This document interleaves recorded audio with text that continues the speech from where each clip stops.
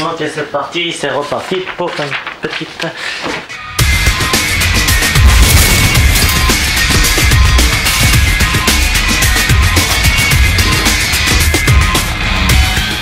Hello YouTube, tout de suite quelques animés sortis cette semaine. Schwarzes Marken, sorti lundi dernier. Et c'est... un animé de mecha. Enfin. Comment ça enfin? On en a eu un il y a 2 semaines, Active Ride, ça te dit rien? Les studios qui ont travaillé sur Schwarzes Marken, c'est Lidens Films Angel. Et Lidens Films Angel ont travaillé sur Terraformers, Initial D Legend ou encore sur les Chroniques d'Arslan. C'est plutôt cool. Pour la réa, c'est Watanabe Tetsuya.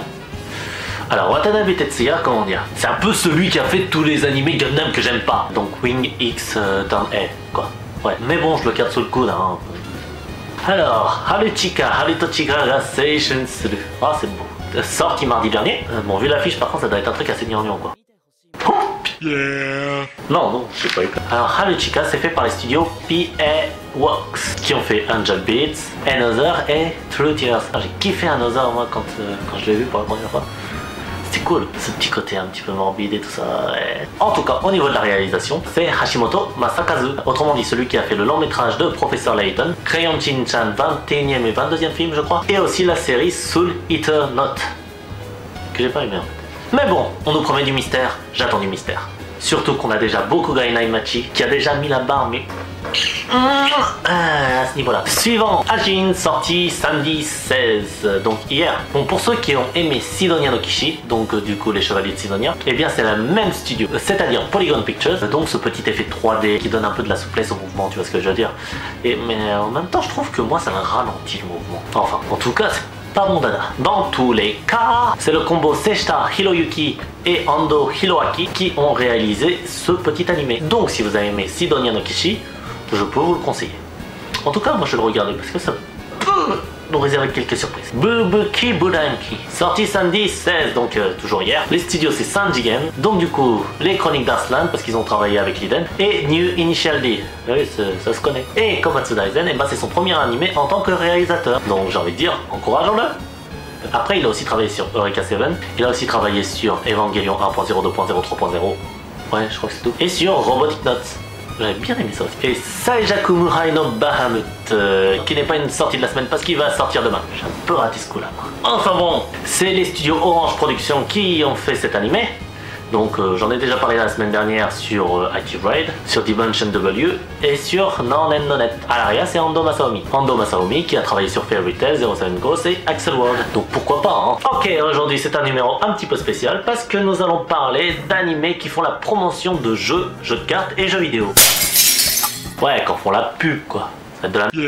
Oh, tu te calmes déjà, hein? Pourquoi je me parle à moi-même? Enfin bon, tout de suite, on commence avec le numéro 1, Phantasy Star Online 2 The Animation. Alors pourquoi Phantasy Star Online 2? C'est parce que c'est l'adaptation du jeu du même nom, Phantasy Star Online 2, qui est sorti le 15 juillet dernier. Et l'animé, lui, est sorti par contre le 8 janvier de cette année, c'est-à-dire 2016. Les jeux Phantasy Stars Online sont des MMORPG, donc des jeux de rôle multijoueurs, mais la saga des Phantasy Stars est, elle, bien plus vieille. Elle a commencé en 1987 sur Master System. Personnellement, j'y ai pas joué. En tout cas, si vous avez des avis sur le jeu, je veux bien des petits commentaires en dessous, ça pourrait être cool. Après, certains animés tirés de jeux vidéo, comme la série des Tales of, s'en sont bien sortis, donc pourquoi pas. La raison numéro 2, comme vous le savez, j'aime traiter les réalisateurs. Ici, c'est Keiichiro Kawaguchi. Et Keiichiro Kawaguchi, bah, c'est celui qui a fait Hayate no Gotoku. C'est ce truc-là qui faisait plein de références à d'autres animés, tout ça qui était dans la déjante.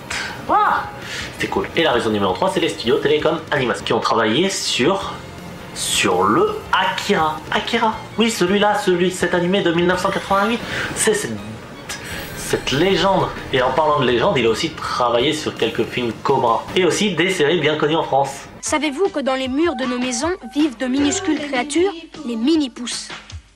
Petits êtres moitiés. Nous voilà, bonjour les mini-pousses. Nanana. Nous les mini-pousses. En tout cas, j'ai envie de dire, pourquoi pas, le jeu ou l'animé. Joker numéro 2, Lock and Logic. Donc rendez-vous tous les samedis. La raison numéro 1 de regarder Lock and Logic, c'est que Lock and Logic est un jeu de cartes. Non, restez là, attendez. Dans tous les cas, c'est un jeu de cartes qui est sorti le 1er janvier. C'est à la fois un animé et un jeu de cartes, parce que les deux sortent ensemble. Le jeu de cartes en question sort maintenant. C'est-à-dire il y a une campagne en ce moment, Start and Dash, du 1er janvier 2016 jusqu'au 31 janvier 2016, mais au Japon. Ouais. Et donc l'anime en question est sorti samedi la semaine dernière. Après concernant le jeu de cartes, si vous voulez c'est un petit peu dans la veine des Magic, Yu-Gi-Oh! Attention je dis pas que Magic et Yu-Gi-Oh! C'est la même chose, hein. Ne peut-être pas dire ce que j'ai pas dit. Dans tous les cas, on a 4 types de cartes. Les Member Cards qui sont assimilés à des créatures. On a 3 types de cartes dans ces Member Cards. On a les Logicalistes, on a les Foreigners et on a les Transunion. Autrement dit, la fusion des deux. Après on a les Tactics Cards. Je suppose que c'est un petit peu tout ce qui est cartes Magic dans Yu-Gi-Oh! Après on a les Paradox Cards. Si je m'en réfère à l'anime, je suppose que c'est comme des cartes de terrain, quoique, je sais pas, faudra voir. Et à la fin, on a les Gates Cards.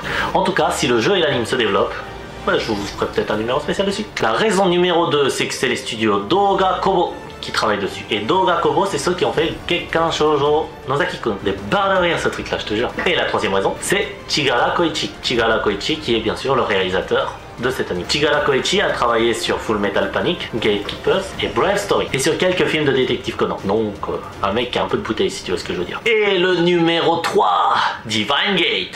Ça fait beaucoup de gate dans cet épisode. Heureusement que j'ai pas mis gate aussi. La raison numéro 1 pour regarder cet animé, c'est que à la base, Divine Gate est un jeu de smartphone. Non, je vais faire mieux. Mais attendez. Bon, c'est un jeu de smartphone. Après, c'est aussi un jeu qui a été développé par Gunho. Et Gunho, c'est ceux qui ont développé Puzzle and Dragon. D'ailleurs, le jeu Divine Gate est aussi un puzzle game. On contrôle donc une unité principale qui est le personnage. D'ailleurs les personnages de l'anime sont inspirés de ce personnage principal. Ensuite on a des coéquipiers. Après on a une barre avec des petites cartes élémentaires et ces petites cartes élémentaires en fait on doit les rassembler sur d'autres plateaux pour créer des combos et donc attaquer l'ennemi. En tout cas pour avoir essayé le jeu c'est plutôt sympa et facile à prendre en main. Après malheureusement il est que sur le store japonais. Mais vous pouvez toujours le télécharger en tapant divingate.apk. En tout cas l'ambiance graphique, que ce soit le jeu ou l'animation d'ailleurs, c'est la même ambiance que Danganronpa. Et ouais, moi je kiffe. Deuxième raison, les studios. Les studios Pierrot. Les studios Pierrot, si vous voulez, c'est pas très grand. Hein. C'est ceux qui ont fait Naruto, Yu Yu Hakusho, Hikaru no Go, Sayuki, GTO, quoi. Oh, tu peux... Et la raison numéro 3, c'est Noriyuki Abe. En tout cas, Noriyuki Abe a réalisé Bleach, Yu Yu Hakusho et GTO. Donc... ça a du potentiel quoi hein. Dans tous les cas, ces animés qui font la promotion des jeux vidéo, jeux et jeux de cartes, ne sont pas achetés à la poubelle pour autant hein. Ils peuvent être très cool hein, si vous voulez mon avis. En tout cas, moi je compte bien les regarder. Et donc c'est la fin de cet épisode 3 de Pop Anime Slash. J'espère qu'il vous aura plu.